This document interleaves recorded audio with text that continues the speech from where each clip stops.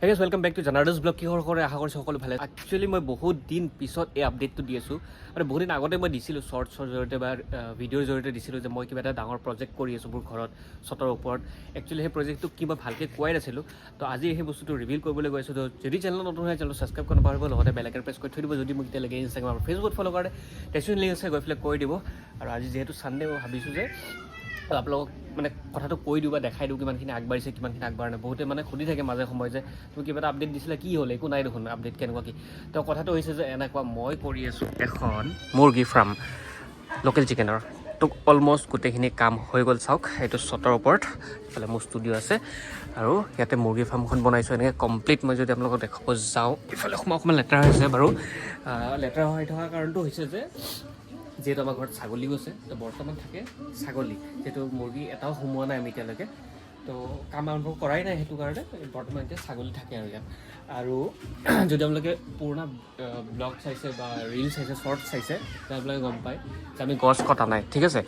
ইয়াতে এডাল হেৰি আছে, এই যে ৰ'জ বুকেৰ লগত যে আহে সেইটো, এইটো আৰু ডাঙৰ আছিলে বাট এতিয়া অকণমান মানে সেই হেৰি কৰা ট্ৰিমিং কৰা হৈছে। তো সেইকাৰণে এনেকুৱা হৈছে আৰু অকণমান লেতেৰা হৈ আছে, ইগন'ৰ কৰিব এইটো, যিহেতু ছাগলী থাকে বুলি ক'লোৱে।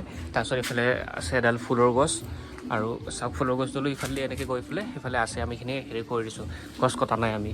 তাৰপিছত ইফালে সেই মোমাই তামুলী গছ ইফালে লাগিছে চাওক, তো এনেকৈ আছে, কটা নাই। সেইফালে এনেকৈ হেৰি কৰি দি পেলাই দিয়া আছে। আৰু অকণমান সিফালে বৰষুণ জোৰকৈ দিলেহে পৰে, এনেই নপৰে কিন্তু, কাৰণ যিহেতু পাত আছে ন, এইফালে হেৰি হৈ যায়, পূৰা জোপোহা হৈ আছে ওপৰত।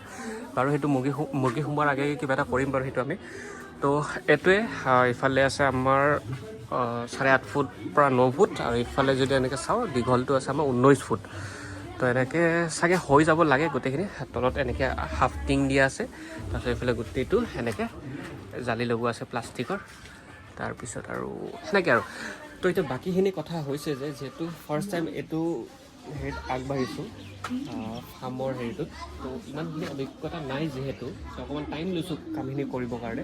আৰু এটা কথা, যদি কোনোবা ফাৰ্ম থকা মানুহে এই ভিডিঅ'টো চাই আছে বা যাৰ এইটোৰ বিষয়ে নলেজ আছে, অকণমান জনাবচোন যে আৰু কিবা মানে মুৰ্গী সোমোৱাৰ আগতে আৰু কিবা এটা কৰিব পাৰি নেকি ভিতৰত, মানে কেনেকুৱা কিবা এটা কৰিব লগা আছে নেকি, এইটো জনাবচোন। আৰু মুৰ্গী বাঁহবিলাকৰ মানে বাঁহ দিব লাগিব ন মানে থাকিবৰ কাৰণে, তো কেনেকৈ দিলে ভাল হয় কি অকণমান যদি আপোনালোকে জনায় বাৰু। তাৰপিছতো মোৰ কথা বাৰ্তা চলি আছে বাৰু, কথা বাৰ্তা চলি আছে যে কেনেকৈ কি দিব পাৰি এনেকুৱা কেনেকুৱা সেইবিলাক। আৰু ইফালে চাওক কঁঠালৰ গছ এডালো আছে এনেকৈ। তো সেনেকৈ আমি গছ নকটাকৈ কামখিনি কৰিছোঁ, যিহেতু আৰু ইমান বেছি গৰম বাঢ়ি গৈয়ে আছে। গছ থাকিলে অকণমান ঠাণ্ডা হৈ থাকে।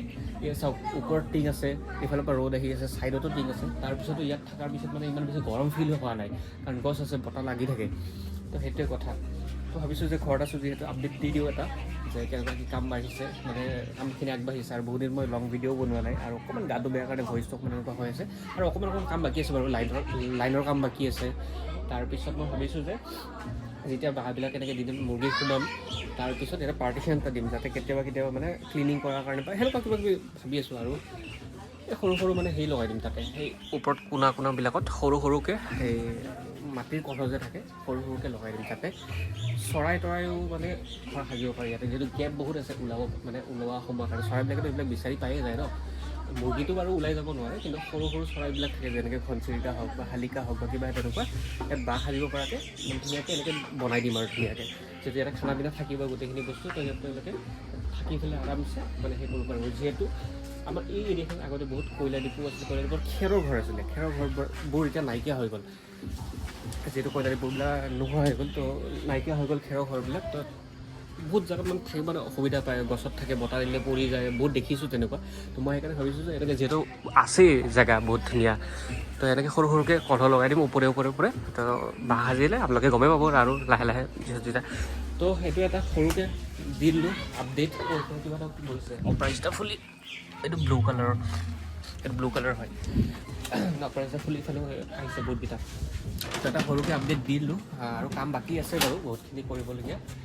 আৰু তাৰপিছত যেতিয়া বাকীখিনি মানে হেৰি হ'ব, শ্বৰ্টছৰ জৰিয়তে বা হেৰিৰ জৰিয়তে আপোনালোকে গমেই পাই যাব।